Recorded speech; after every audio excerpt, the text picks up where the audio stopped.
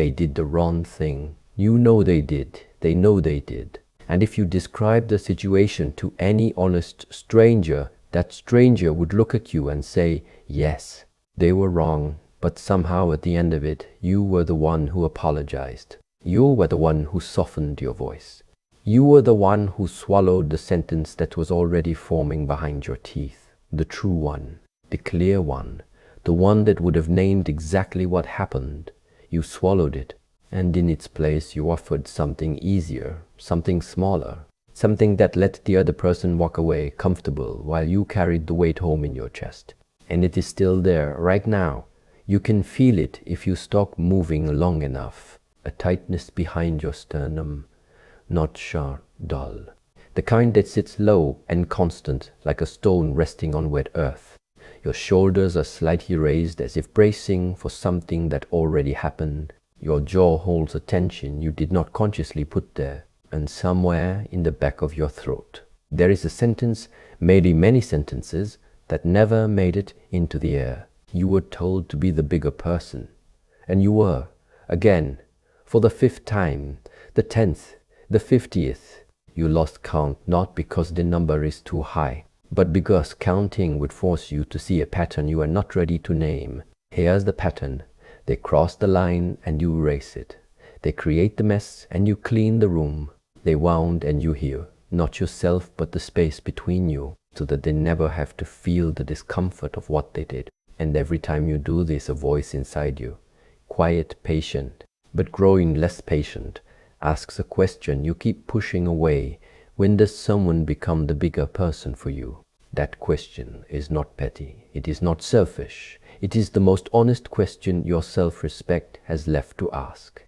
And the fact that it frightens you, the fact that even reading it now makes something tighten in your stomach, tells you everything about how deep this pattern runs.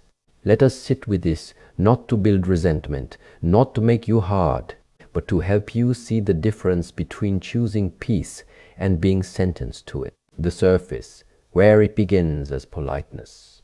It starts small, so small that you barely notice.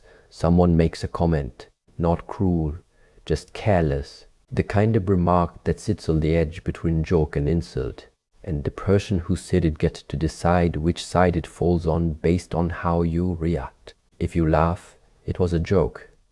If you flinch, you are too sensitive.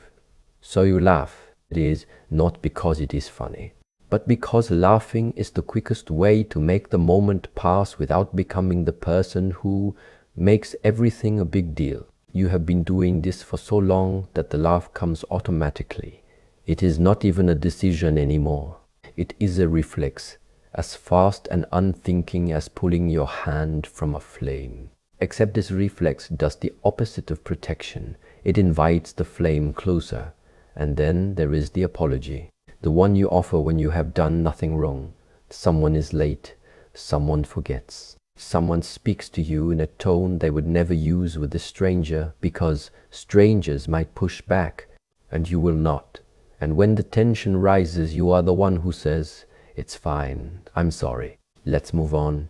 You say it with a smile, you say it with warmth, and the other person accepts it gratefully, not because they believe you are fine, but because your willingness to pretend saves them from accountability. This is the surface. This is where most people live with it. They call it maturity. They call it being easygoing. They call it not sweating the small stuff. But pay attention to what happens in your body after these moments. Not during after. When you are alone, when the conversation is over and the room is quiet, there is a residue, something unfinished. Like a meal that did not satisfy no matter how much you ate. You replay the moment. Not dramatically, not obsessively, but in a low hum at the back of your mind. You think of what you could have said, what you should have said, and then you tell yourself it does not matter. But it does matter, because the residue does not dissolve. It accumulates, and what begins as politeness slowly becomes something else entirely. The middle, where it becomes a role. Over time, the pattern hardens into an identity. You are the calm one, the understanding one, the one who always takes the high road. People describe you this way, and there is admiration in their voice when they say it. They rely on it. They build their behavior around it.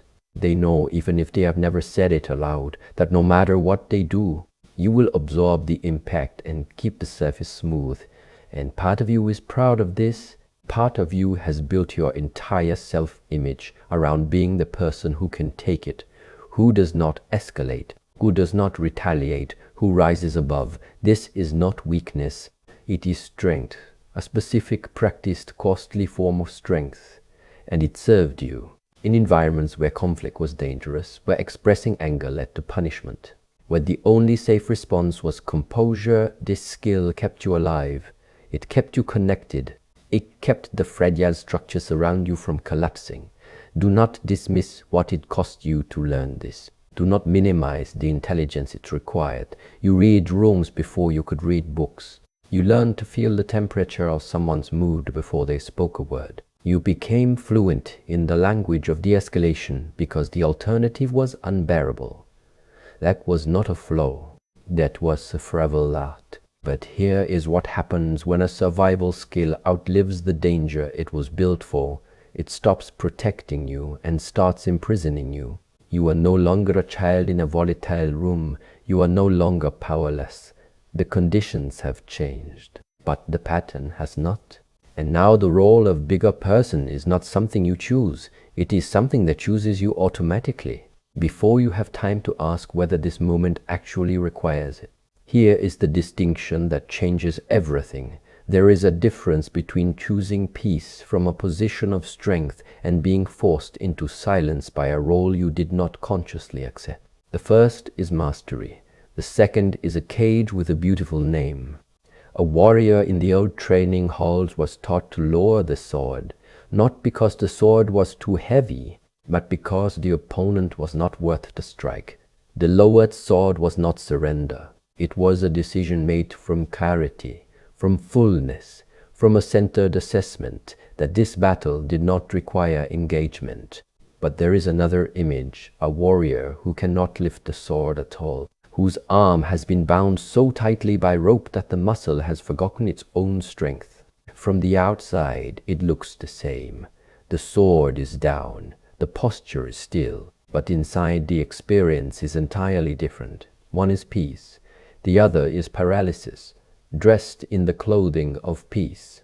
Which one are you? Not always, not in every moment, but in those moments, the ones that leave the residue, the ones that play on repeat in the quiet hours. Which one are you? Begin with honesty, just honesty, no action yet. The next time someone says, just let it go, or you're the bigger person, before you nod, before you comply, ask yourself quietly, am I choosing this, or is this choosing me? The answer may not come in words. It may come as a sensation, a tightening, a sinking, a flash of heat that your smile immediately covers. Trust that sensation. It is older and more honest than any story your mind has learned to tell. And once you feel the difference between choosing and being chosen, the deeper cost reveals itself, the one you have been avoiding for a long time, the depth, where it touches who you are. There is a cost to being the bigger person that no one talks about. It is not resentment, though resentment comes. It is not exhaustion, though exhaustion comes too. The deepest cost is this. You begin to lose trust in your own responses. After years of overriding your instincts, after years of telling yourself that your anger is not appropriate, that your hurt is disproportionate, that your need to speak is selfishness disguised as honesty, something breaks in the mechanism that connects feeling to action. You feel something. You know it is real, but between the feeling and the expression, there is a gate, and that gate has been closed so many times that now it closes on its own without your permission. Even when you want it open, you want to say no, but the yes comes out. You want to hold the line, but the apology appears before you can stop it. You want to be angry, not destructive, not cruel, just honestly, cleanly angry, but the composure arrives so fast that the anger never reaches the surface.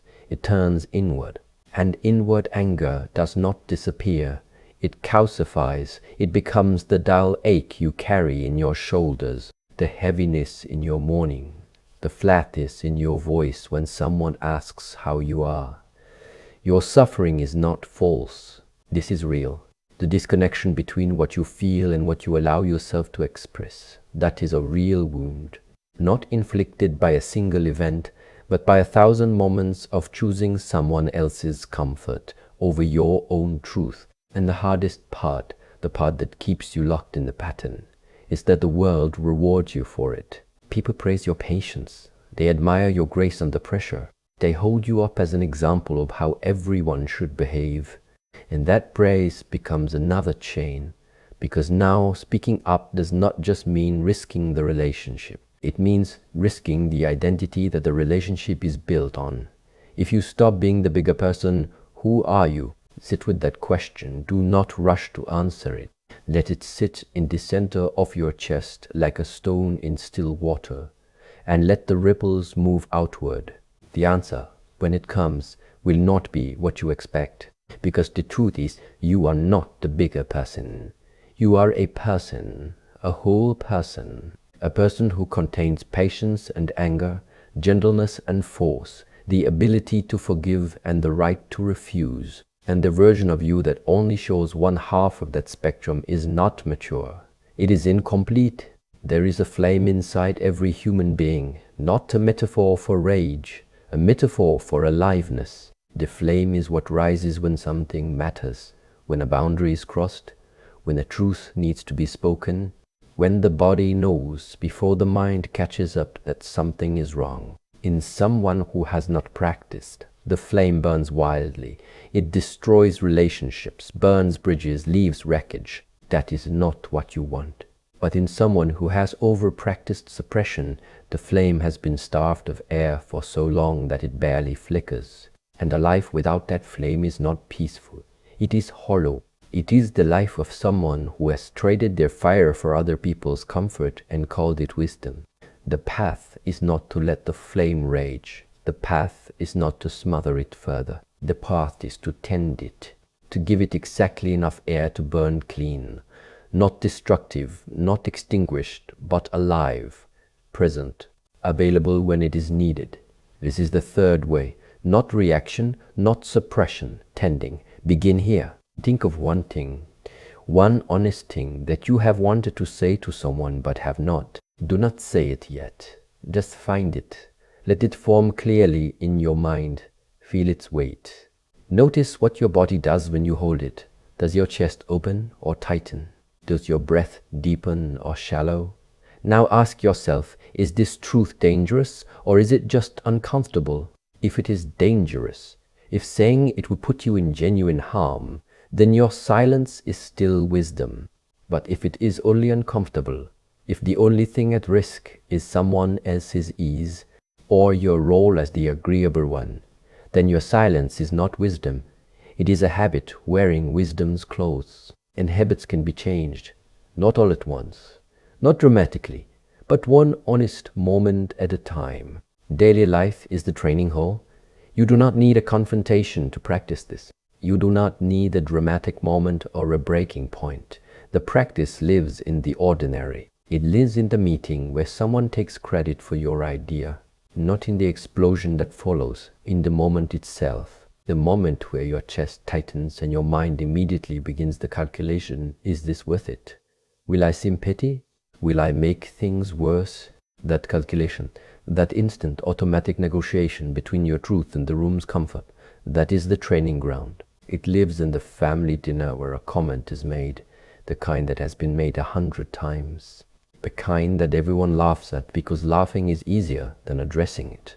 The kind that sits in your stomach for hours afterward, while you tell yourself it does not bother you. It lives in the friendship where you are always the one who calls, always the one who adjusts, always the one who says it's okay when it is not okay, and watches the other person accept your lie with relief. Each of these moments is a small arena, and in each arena you have a choice, not between war and peace, between honesty and performance. The practice is not to fight. The practice is to stop performing. It looks like this. Someone says something dismissive.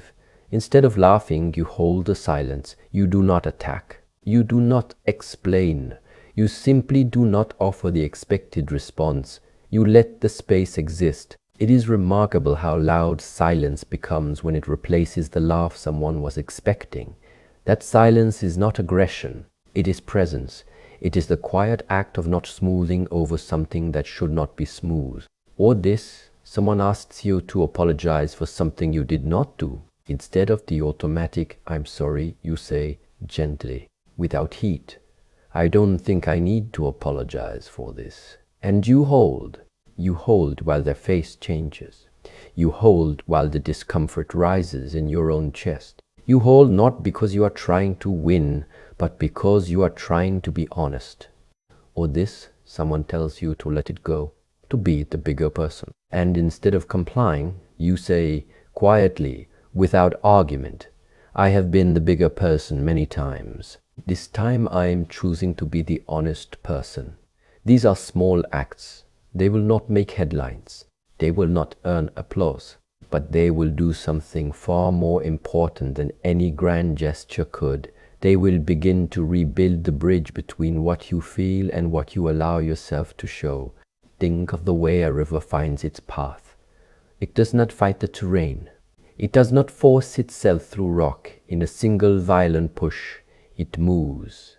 Slowly, persistently. It finds the low places. It follows the honest contours of the earth. And over time, not through force but through patience married to direction, it carves a canyon. Your honesty is that water, not crashing through every conversation with unfiltered truth, but moving consistently toward expression, finding the small openings, the places where one honest sentence can pass through, and trusting that the accumulation of those sentences over weeks and months and years will reshape the landscape of every relationship you are in. Some people will welcome the river. They will say, "I have been waiting for you to be real with me." Some will not. Some will try to dam it. Some will call you difficult, changed, ungrateful. Some will miss the version of you that asked nothing and gave everything. Let them miss that version. It was never fully you. The inner fortress. There is a place inside you that no one else has access to. It is not a wall. Walls are built from fear. It is not armor. Armor is built from pain. It is something older and simpler than both. It is the place where you know what is true before anyone tells you what should be true. The place where your body registers a crossed boundary before your mind starts negotiating. Place where your anger lives, not as destruction but as information. Not as fire to be feared, but as warmth that tells you something matters. This place has been neglected, not destroyed, neglected. Because every time you were the bigger person, when you should have been the honest person, you walked a little farther from this place. You told it, your signals do not matter. Your responses are inconvenient. Your truth makes people uncomfortable, so we will keep you locked until the room is empty. But the room is never empty. There is always someone else's comfort to manage. And so this place, your place, has been waiting, not angrily, not bitterly, just waiting. The way a garden waits through winter, not dead, dormant. It is time to come back, not with a declaration, not with a dramatic confrontation, not with a list of grievances delivered to every person who has ever taken advantage of your patience. Come back quietly. Come back the way the first warmth returns to the soil in early spring, invisible, gradual but undeniable. Come back by pausing before you apologize and asking, "Did I do something wrong?" Come back by feeling your anger without rushing to dissolve it. Come back by letting someone sit in the discomfort they created without rescuing them from it. Come back by saying one true sentence today, just one that the old you would have swallowed. You remove the automatic apology and your real voice returns. You remove the performance of calm and genuine peace becomes possible. You remove the role of the bigger person and something more honest emerges. A person who can be big when the moment calls for it and firm when the moment calls for that. Not trapped in one shape. Free to respond to what is actually happening, not what the pattern demands. You may not be to blame for learning this role. Someone taught it to you, through punishment, through withdrawal, through the message spoken or unspoken, that your compliance was the price of belonging. That was not your choice. You were young, you were dependent, you did what you had to do. But you are no longer young, you are no longer dependent. And what you continue to practice inside yourself, that is now your responsibility, not your blame, your responsibility. Can you be kind without being consumed? Can you forgive without granting permission to repeat? Can you be gentle with people and still refuse to be their flaw? Can you love someone and still walk out of a room where you are not respected? Can you hold your composure as a choice and not as a chain? These are not questions to be answered today. They are questions to be lived, to be carried into the next conversation, the next silence, the next moment when the old pattern reaches for your mouth and tries to speak for you. And when that moment comes, and it will, you will have a choice. The same choice you have always had, but now you will see it clearly.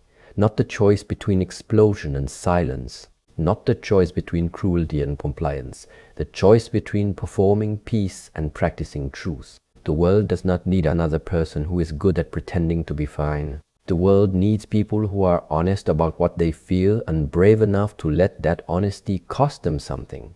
Not everything, not always, but something, sometimes. Let the cost be real. Let the discomfort be yours and theirs in equal measure. Let the people who loved your silence discover whether they can love your voice. Some will not, but you will be home. Inside the fortress that was always yours, not a fortress of walls and distance, a fortress of knowing.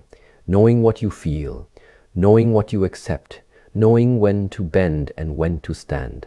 And standing, not in anger, not in righteousness, but in the quiet, immovable clarity of someone who has finally stopped apologizing for taking up space in their own life. The transformation will not be loud. The truest ones never are.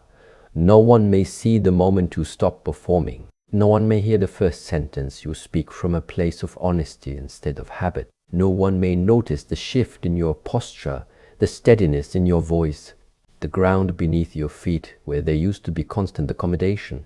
But you will notice, and that is enough. Let your life become the evidence, not your explanations, not your arguments, not the speech you rehearse in the shower.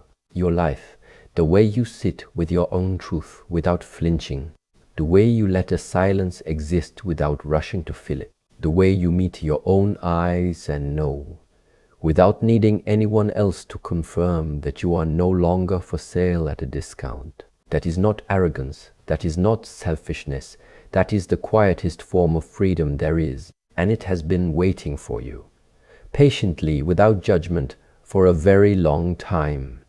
Begin tonight. One true sentence, one held silence, one moment where you choose honesty over harmony. That is all. That is where it starts. And it starts in the only place real change ever does, in the quiet where no one is watching, and no one needs to.